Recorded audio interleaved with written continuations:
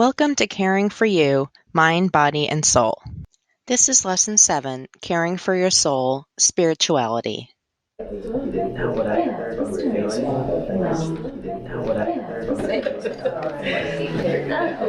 hello. As all of you know, Janice is at her sister's wedding this week. That's right. So you get me. I think I know everyone here, but for those of you who don't know me, my name is Michael. I serve as the chaplain at the hospital. And then my day job, I do not represent only one religion. My job is to provide spiritual support to patients and their families. And I also took care of my brother when he had Alzheimer's. Anyway, I'd like to start with the topic of my choosing and then leave any room for any issues or questions or anything you might have or want to discuss later. Is that okay? Yeah, sounds good. I'd like to talk about meeting your spiritual needs as a caregiver. And spirituality means something different for each of us here. You mean, do we go to church? I have enough guilt in my life. Yeah, I'm sorry, Steph. I wasn't being completely clear. What makes you feel good in your soul? Music. Me too. I love Tchaikovsky. I think I'm more of a Sunday morning Church of Sam Cooke kind of girl. Since Jake works at night and that's when Mary sleeps, so that's when I do yoga and watch my goofy talk shows. And I actually just started taking improv classes. Oh, that's great. You know, when my dad was still living with me and I could find someone to come and hang out with him, or even now when I know he's got a morning activity, I love to go up to the park on Saturday mornings and play volleyball. It's great. I mean, nothing official, just a bunch of nice people getting together to play for fun, and I just love it. I just love that when I'm playing, I don't think about anything else. I'm just focused on the next point, you know? Cool. Maybe that's the point. Just being present. Just playing the game and listening to music. And dancing. Definitely. And dancing and exercising. Just being in the moment. I miss church.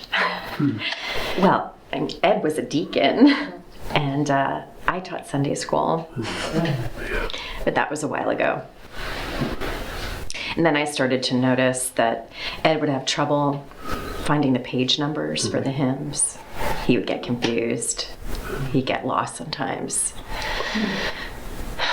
And then one Sunday morning, he just said, I don't want to go.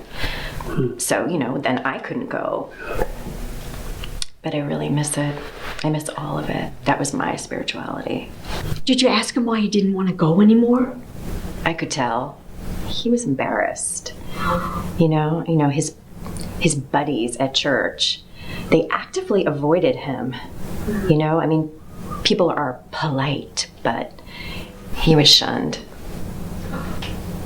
I asked some of Mary's Bible study group if they would come to the house once a month so Mary could join in too. I found out there were 2 other ladies who couldn't get around and they wanted into study group too. So now we just rotate. Mary loves it. Oh, that's good. I know it's not quite the same thing, but at our temple, there's a gentleman with Down syndrome who's the greeter, and he's awesome. He will hug and shake hands and high five with everybody who walks through those doors. Everybody just loves it. Maybe Ed could do that. I don't think my church knows very much about how to be with people with dementia. Well, maybe that makes this the perfect moment to teach them. Well, I can't teach a class on dementia. Who's going to listen to me? Well, I happen to know that Janice is open to outside education. Maybe you two could teach it together. Maybe.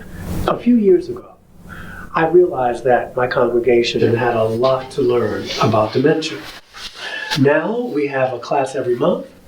We have 4 support groups. As a result, we are now a much more welcoming church. Okay. I'll talk to Janice. I used to love going to the beach. Lately used to like sitting in the shade and reading a book, but I think I got my spirit filled walking along the beach.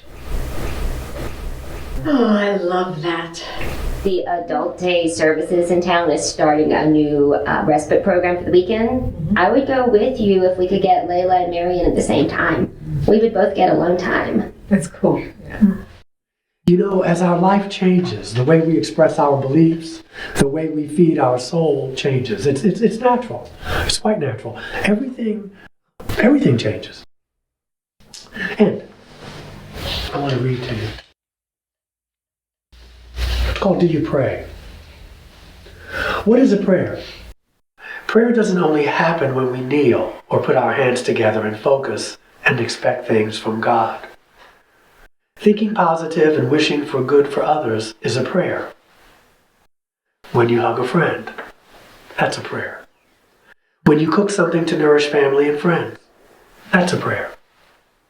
When we send off our near and dear ones and say, drive safely or be safe, that too is a prayer. When you are helping someone in need by giving your time and energy, you are praying. When you forgive someone, that is a prayer. Prayer it's a vibration, it's a feeling, it's a thought.